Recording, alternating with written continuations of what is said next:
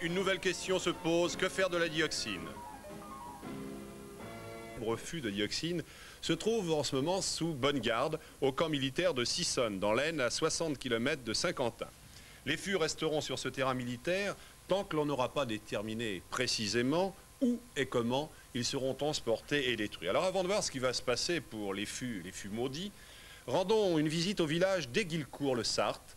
C'est un petit village de l'Aisne qui serait bien passé d'ailleurs de faire la une des journaux, comme en témoigne le reportage d'Isabelle Marc.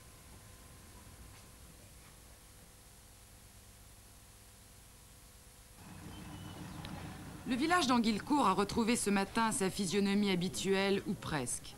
Les premières émotions passées, les fûts partis dans le camp militaire de Sissonne, les gens commentent l'événement de la veille qui a fait d'eux le point de mire de la presse internationale. On l'a vu à la télévision. Même les enfants de l'école, institutrices en tête, sont venus se faire expliquer sur place le dernier épisode de la dioxine.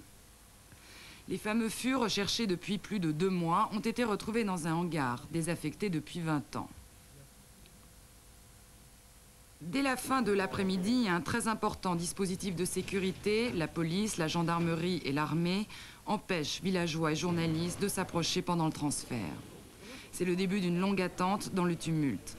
Les habitants qui ont appris la nouvelle par la radio ont eu du mal à le croire. J'étais un peu surpris, j'ai croisé d'avoir un canular au départ. Et puis après, j'ai eu la visite des gendarmes qui cherchaient après une carrière.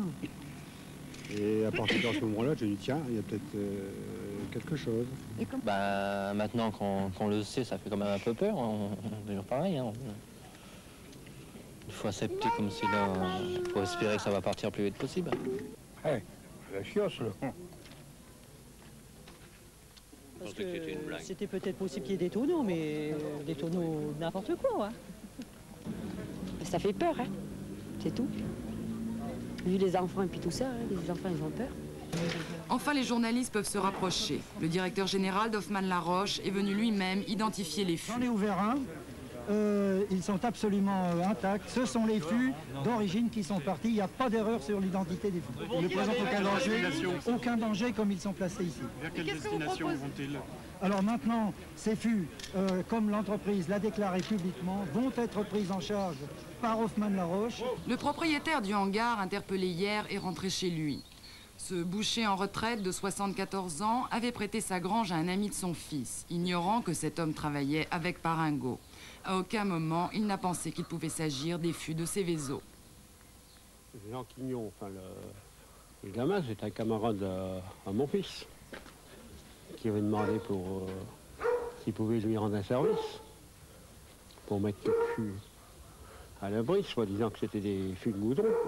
Puis c'est tout. La dernière fois que je l'ai vu, M. Quignon, j'ai dit, tu pourras bien laisser un fût ou une moitié d'un fût si tu en as un, pour moi goudronner le trottoir. Et qu'est-ce qu'il vous a répondu? Il s'est mis à rire, et puis c'est tout.